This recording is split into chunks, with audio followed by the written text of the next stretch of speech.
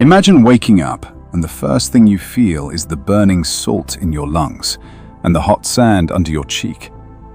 All around you is the endless blue of the ocean and the wreckage of what was your plane or ship just a couple of hours ago. There's no communication, no hope of rescue in the next few days. You're alone with a primordial nature that wants to kill you. The silence here is deceptive, and every mistake will be your last.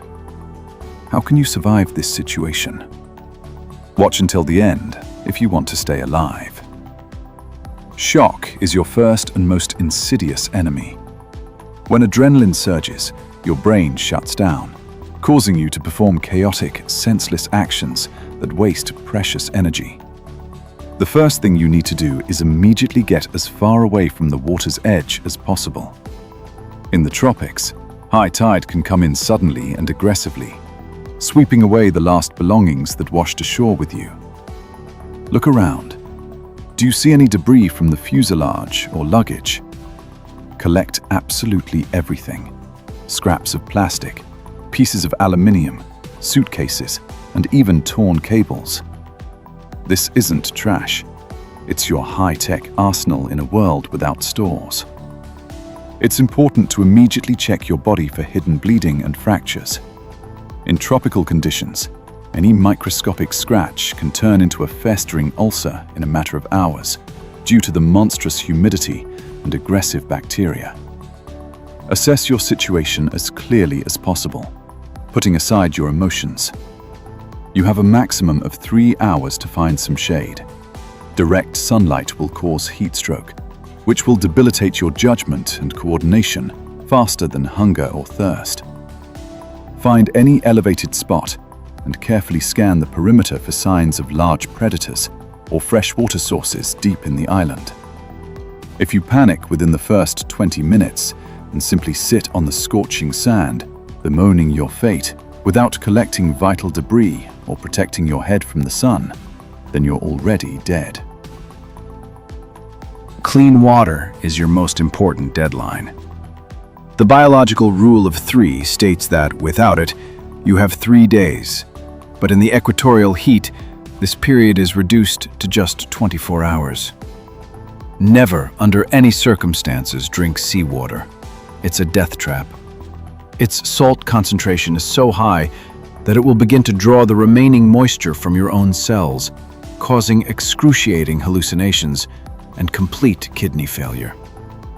Your first priority is to find a source of fresh water. Carefully search the lowlands where moisture can accumulate after rain, or seek out coconut palms, but be extremely careful. The sap of young green coconuts is a powerful laxative. Diarrhea in conditions of severe water shortage is a quick route to the grave. The best and most reliable option is to build a solar still. Dig a deep hole, place a container in the center, cover the hole with a piece of plastic or film, and place a heavy stone in the center so the condensation drains directly into the bowl. Every sip you take must be counted. Beware of stagnant puddles deep in the island. They're teeming with microscopic parasites that will eat your liver and intestines from the inside. If you haven't found an effective way to collect condensation or morning dew in the first hours after the disaster, and decide to quench your thirst with ocean water in the hopes of a miracle, it means your internal organs have already begun to fail, and an inevitable and very painful death awaits you soon. The tropical sun sets frighteningly quickly, and as soon as it disappears below the horizon, the temperature plummets. On a desert island, night is a time of piercing cold and myriad blood-sucking insects. You absolutely need a secure shelter. Remember, never sleep directly on the sand. The ground greedily sucks heat from your body, and myriads of crawling reptiles, poisonous centipedes, and aggressive crabs will not miss the chance to get to know you better. Your home should be raised at least 30 centimeters above the ground. Use sturdy palm branches to create a frame and pack the wide leaves as tightly as possible to protect from wind and possible tropical downpours. Your location should be clearly visible from the sea to potential rescuers, but also protected from falling coconuts. A heavy coconut hitting your head in your sleep will end your survival story instantly and ingloriously. Make a soft bedding from dry grass, moss, or coconut fiber.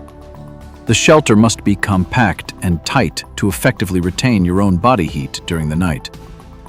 Be sure to check the stability of the entire structure, otherwise, the first serious gust of wind will simply bury you. If you decide to simply spend the night outdoors without a roof or floor, hoping for a mild climate and good luck, then hypothermia or a deadly snakebite will ensure you never wake up the next morning. Fire on an island is much more than just a source of heat or a means of cooking. It's your most powerful psychological defense, a means of disinfection, and the only reliable signal for passing planes. However, in the wild, creating it is a titanic, grueling task. If you don't have a miraculously preserved match or lighter in your pocket, you'll have to use the fire plow method, or try focusing a beam of sunlight through a glasses lens or the polished bottom of a bottle. Prepare your tinder meticulously, down to the smallest detail. Dry coconut fiber, bird down, powdered tree bark. The most common beginner's mistake is trying to start a flame from large branches. You need microscopic sparks. When the first faint smoke appears, take your time. Feed the nascent fire gradually, like a tiny creature. Protect the fire like the apple of your eye. Shield it from the wind. A fire will reliably repel nocturnal predators and allow you to disinfect water by boiling it in any metal container. Remember, the smoke must be as thick as possible. During the day, add damp green leaves to the fire to create a tall white column of smoke visible for miles. Without fire, you remain a helpless, primitive creature, defenseless against absolute darkness and cold. If you've spent all your last energy rubbing branches together without preparing dry tinder, and are left in complete darkness with no way to warm yourself, then nocturnal predators have already begun hunting you, and certain death awaits you. A real, gnawing hunger will set in on the second day. Forget your usual steaks and vegetables. Your food now consists of absolutely anything that moves and doesn't look provocatively toxic. Shellfish on coastal rocks, small fish in shallow water, fat maggots under rotten tree bark. An important safety rule: never eat anything you're not 100% sure of. One serious case of poisoning in complete isolation, and you won't even be able to get up to fetch water. Any caught fish should be thoroughly fried over a fire to ensure the death of dangerous parasites. If you decide to hunt large crabs, protect your fingers. A deep infection from a bite can lead to gangrene in a matter of days. Collect only plants you're familiar with. Remember the universal rule: if a plant exudes a thick, milky sap when broken, it's guaranteed to be poisonous. Hunting requires a colossal amount of energy, so primitive traps will be your salvation. Woven vine baskets for catching fish will work for you while you sleep. Conserving calories is the key to long-term survival in an extreme environment. If you've starved yourself into eating beautiful but unfamiliar tropical berries, or risked eating raw fish teeming with tapeworms without a large supply of clean water to flush your stomach, it means toxins have already begun to paralyze your central nervous system, and a painful and swift death awaits you soon. An island isn't a pastoral vacation spot. It's a complex and hostile ecosystem where you're the weakest and most redundant link. Snakes with paralyzing venom, scorpions, and giant spiders hide in the dense grass, under rocks, and in rotten logs. Every step you take must be deliberate and careful. Never put your hands in rock crevices or tree hollows. Improvised footwear made from scraps of airplane skin or bark is a must. But the worst danger may be invisible. Tiny mosquitoes carry deadly malaria and dengue fever. Your only protection is a constant fire and covering your skin with a thick layer of clay or silt. This will create a physical barrier to insects and protect your delicate skin from radiation burns from the sun. Always keep a close eye on the ocean. Coastal waters can hide camouflaged stingrays or transparent jellyfish whose fleeting sting can cause instant cardiac arrest. Nature is never cruel. It is completely indifferent to your pain. Any slightest carelessness here is punished instantly and without margin for error. If you thoughtlessly wander into dense jungle without a long stick to mark the path ahead, or decide to swim among the corals, completely ignoring the mortal danger of being stung by a tiny sea wasp, your body is already fighting off a lethal dose of venom, and a very quick and terrible death awaits you.